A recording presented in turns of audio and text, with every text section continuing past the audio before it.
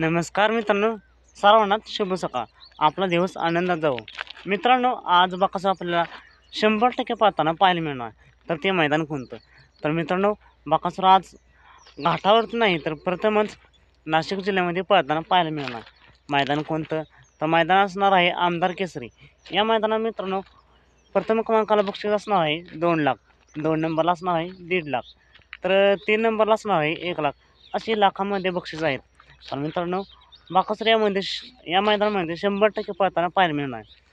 पळताना दिसेलच. त्याचबरोबर मित्रांनो, बकासूर पहिल्यांदाच प्रमुख आकर्षण म्हणून या मैदानामध्ये दाखल होणार आहे. मित्रांनो, मोठं मैदान आहे आणि पहिल्यांदाच नाशिकमध्ये जातोय म्हणताना बकासूरचा पायरासुद्धा टॉपचा असणार आहे.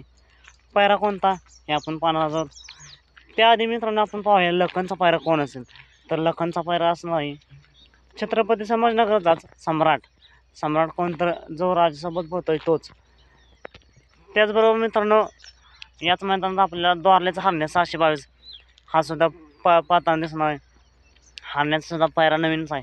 कोणता? तर चिमण्या, जो की चिमण्या गेले 4 महिने 1 नंबरचा मानकरी आहे आणि 7 मैदानी गोल्लात आहे. 4 मैदानी 1 नंबरचा मानकरी, तर 7 मैदानी गोल्लात आहे असा चिमण्या. मित्रांनो, बकासूरचा पायरा कोण? तर बकासूरचा पायरा सुद्धा नवीनच आहे. तो म्हणजे नाशिकचाच आहे. मल्हार ग्रुप 1555चा मौजा. हो मित्रांनो, एक नवीन आणि नामांकित पायरा आहे. मौजा नाशिकमध्ये घोडा बैल शर्यतीत पळताना दिसतो आपल्याला. तोच मौजा आज बकासूरसोबत पाहणार आहे.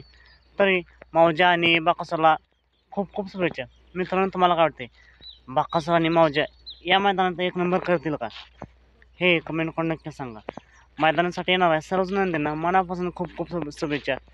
आता मग भेटू पुन्हा एकदा एका नवीन अपडेट्स भन्नाट अशा नवीन व्हिडिओमध्ये.